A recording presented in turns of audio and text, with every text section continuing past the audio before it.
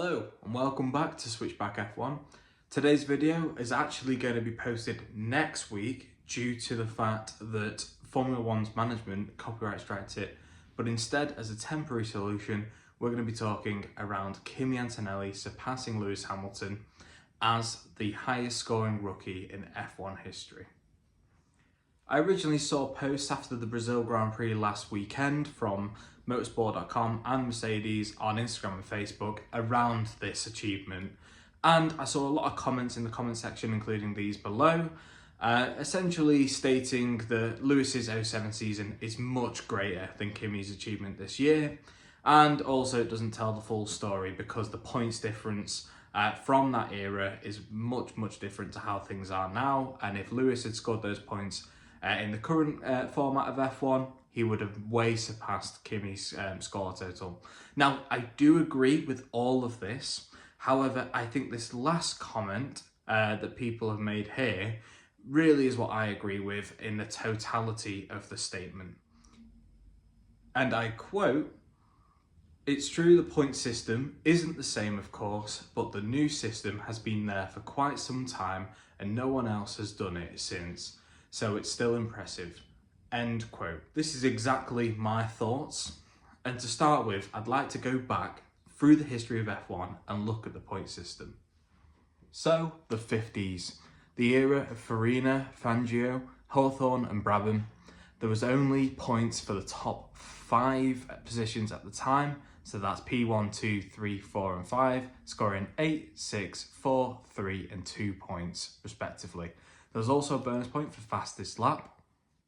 Only the best results from each driver would count towards the championship, and if they shared a car, which was a lot more common in the 50s, the points would be split between the two drivers. In the 60s, they extended the points, so the top 6 positions ended up being in the points instead of 5, and that meant that the points respectively were 9, 6, 4, 3, 2 and 1. This stayed the same for the 70s and the 80s, however in the 80s they did make the rules slightly different, so the top 11 results each driver got were the ones that were counted towards the championship. Anything else they discarded, and that was the end of it. This went on all the way to 1990, and real change started in 1991. There was a unique rule for 1991 where the winner scored 9 points and the constructor 8 for that same driver. And also, as well as this, they sometimes awarded the fastest lap point, so it wasn't as consistent throughout this era. Also, the same rule applied for drivers who shared cars. They would split the points down the middle. In 1991, it was still the top 6 finishers that scored points. However, the points were upped. So, respectively, they went to 10, 6, 4, 3, 2 and 1. And as well as this, they got rid of the rule around the top 11 finishes. So this was the first time in F1 that the whole season and the points accrued was what counted towards the championship. This is obviously what we have nowadays, and this was the start of that back in 1991, 34 years ago. A further extension of points positions came in 2003, which stayed until 2009, allowing the top 8 finishers to score. This then meant that the points were 10, 8, 6, 5, 4, 3, 2 and 1. A bigger change was going to come in 2010. A complete overhaul in the point system came in 2010 to encourage winning, with a massive points difference between 1 and 2 not seen before.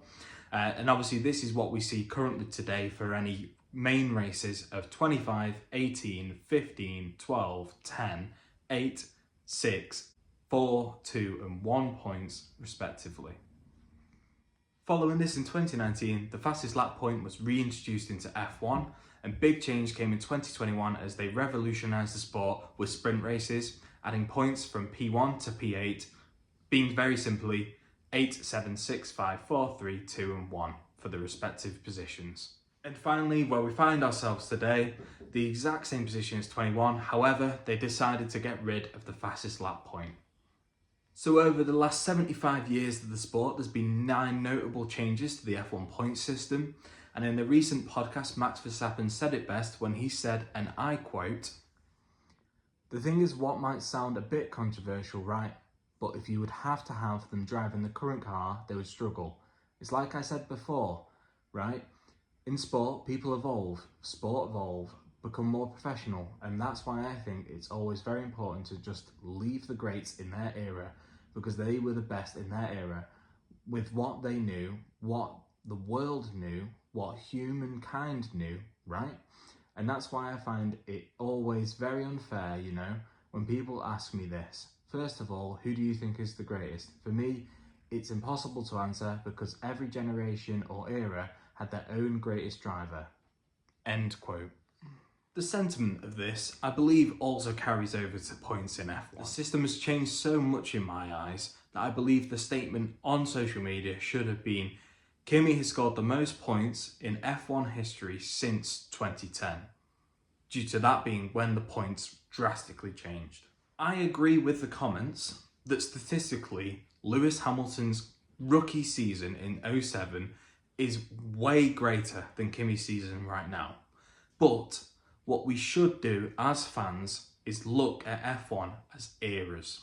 We should say that in this era of F1, Kimi has scored the most points for a rookie. Lewis did in his era, and so on. The closest rookie season to Kimi's in the current era is Oscar Piastri, scoring 97 points, and after that, Albon in 2019 scoring 92. Oscar's 2023 season is probably the most representative we're going to get, due to the invention of sprints at the time, and they were probably in similar cars at a similar level of F1 in their respective seasons.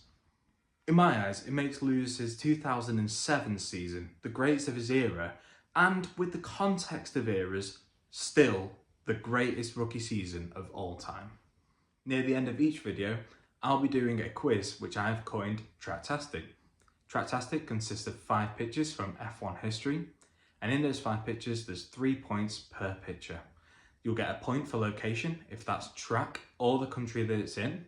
You'll get a point for the year, and also a point for who's in the picture. So for who's in the picture, it could either be one person, all of the people, or any of the above. So as long as you get those, that's your 3 points per picture for a total of 15 points.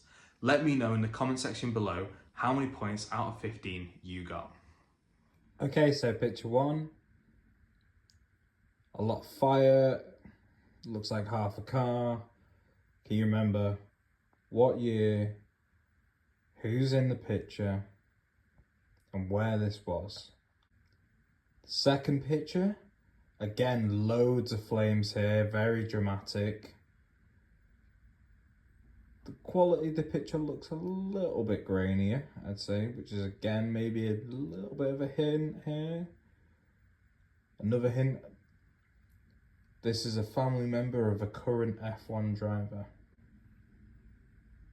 The third picture, 2 maybe very familiar faces to most people, and 1 on top who's probably lesser known unless you've watched the sport for the last 10 to 20 years. Bit of an unusual celebration for this particular individual, and maybe very significant for the team at the time. Picture 4, dramatic sparks. You can tell it's a lot older with the grainy image quality. What could have happened here?